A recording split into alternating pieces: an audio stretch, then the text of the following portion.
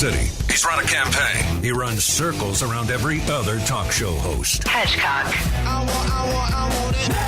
John Kerry talking about, as the Secretary of State now, talking about this no-fly zone over Syria. Really? I remember, and I'm going to bring it back to you, Georgia Senator Zell Miller, a Democrat, who spoke at the Republican National Convention in 2004. You'll remember that year John Kerry ran for president. And he said the liberals are just wrong. And it's not their patriotism, he said. It's their judgment that has been lacking.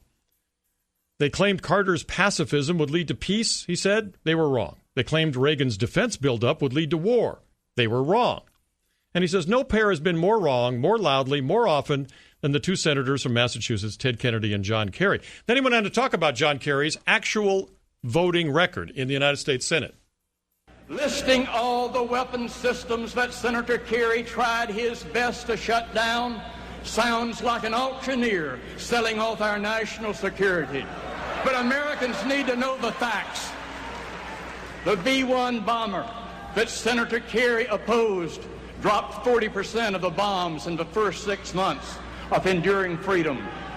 The B-2 bomber that Senator Kerry opposed delivered airstrikes against the Taliban in Afghanistan and Hussein's command post in Iraq.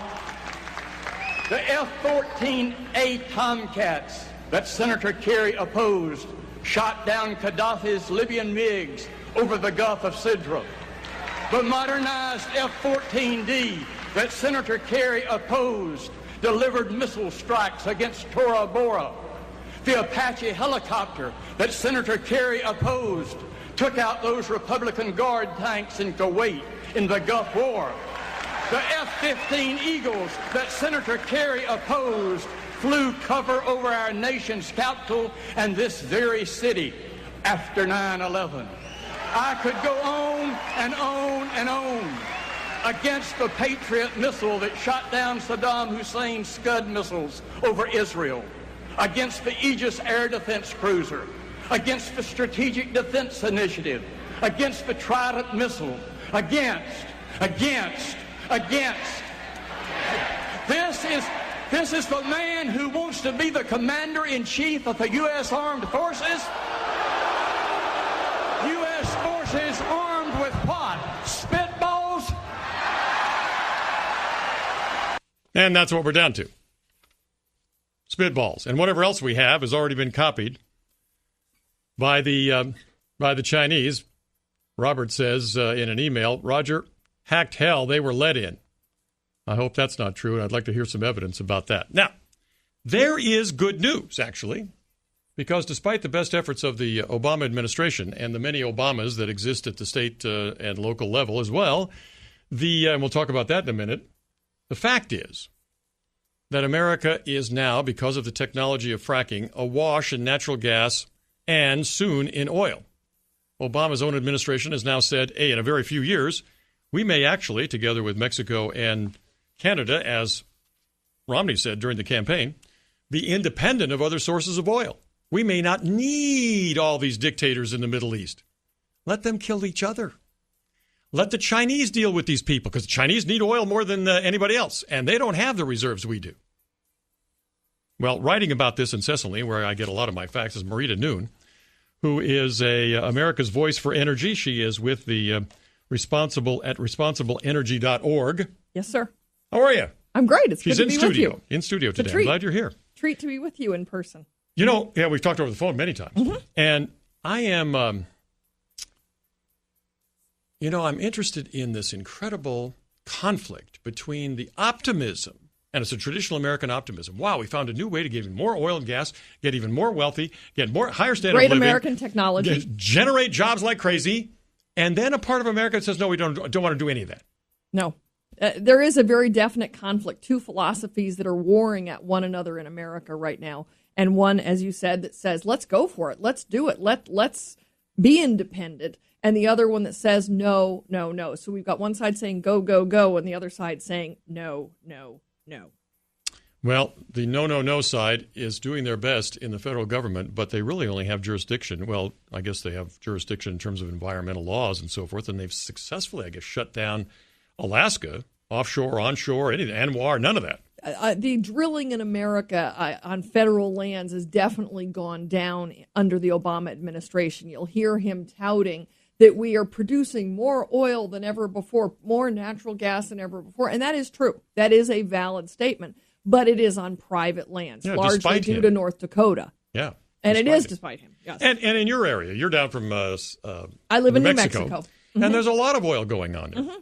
We have in the southeastern part of the state, we have an unemployment rate of about 3%, which is close to that of what they say North Dakota is. Right. And so, basically the people there tell me anyone who can pass a drug test can get a job. Yep. And I'm sure they're getting a lot of jobs down there. I heard from a friend of mine that the mayor of Hobbs says, hey, we don't have any housing. A friend of mine builds apartments. Can you come down here and build apartments? The permit process is 2 days. Yeah. you know, and we need them right now. And that's kind of what's going on. It is. In all the areas where they're doing that in California, of course, you've got the Monterey Shale here in California. And even your Governor Brown is talking about, well, maybe we ought to access that because the financial benefit to that, to all these states that are in desperate shape, is just too good to ignore. You've been writing lately about the scandals. And, of course, we all have been talking about the IRS and getting after the reporters and the Benghazi. But there are other ones you've been writing about. Yeah, those are the three that most people know about. I like to call them Obama's trifecta of troubles. But there's actually three other really major ones that are not getting much press. What are the three other ones? So I say it makes a six-pack of scandals. One of the other ones is with the EPA, and the EPA largely controls energy development in this country. They have the ability to block it through regulation, not just extraction, but also electricity generation through coal-fired power plants.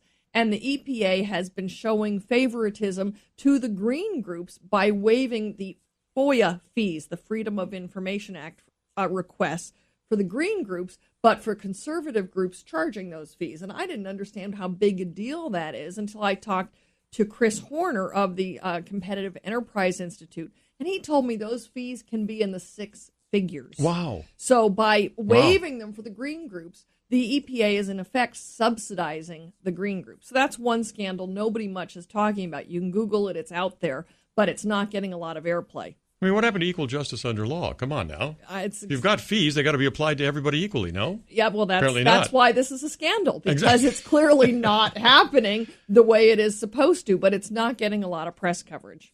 Around here, we had a propeller fall off a wind tower, and they're huge. I mean, these things are huge. Yes, I've been in Palm Springs today, driving through all the wind turbines there. And this propeller fell off.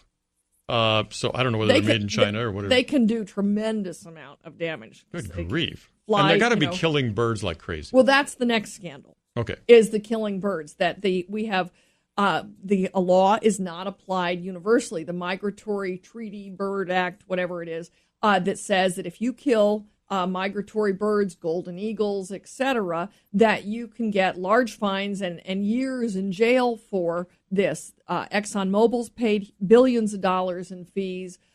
Electric companies for golden eagles sitting on power lines are getting fined. But yet the wind turbines are killing 600,000 birds a year. Wow. And they're not getting any fines. And Whose they're killing golden that? eagles. That's a lot. It's I don't know where is it. EPA? No, it's not EPA. But it's the AP did a big report on it. They got a lot of press coverage last week about 600,000. 600,000. Now that's total bird kills. Right. That's the one that was. But it's not the golden eagles. There's not that many golden eagles. Right. But they are killing in one location in Wyoming at one particular wind farm, which is one of the deadliest wind farms next to Altamont Pass up by San Francisco area. The one in Wyoming is basically killing one golden eagle a week. God, if you did that, you'd be in jail. You would be, yes. And they tried to do this. In fact, in Montana, there was an attorney general, a U.S. attorney, not attorney general, but a U.S. attorney who was an Obama donor and Obama supporter who got this job over people who were probably more qualified. He had no prosecutorial experience when he got picked for this role, and he brought oil company executives into court and was threatening with jail time because they killed some ducks, or they didn't kill them, but some ducks died in an oil pit. But yet we're killing golden eagles. And there was, in the AP piece, there was a great story, or great line, and the line was, apparently, if you kill a golden eagle, that's bad. But if you chop it to bits, that's okay. That's okay. Yeah, chop it to bits, that's okay. So we had condors. We've spent a lot of money in California to save the California condor. And now the condors are being killed by these things, and there's a waiver. Yeah, exactly. I mean, that's what we were talking about before. What if you killed a condor, you would be done. Yeah. Evenly. So is there an official, federal waiver for these wind farms? Because isn't there a federal law they have to administer? Yeah, but they can get a permit to kill these birds. No kidding. They can get a permit. And the wind farms are getting these permits. And even if they don't have the permits, they're not being prosecuted. So the prosecution is being applied selectively. Marita Noon with us, and again at responsibleenergy.org. More after we'll take a short break, and we'll be back with more of the scandals you don't hear about right here on the Roger Hedgecock Show after this.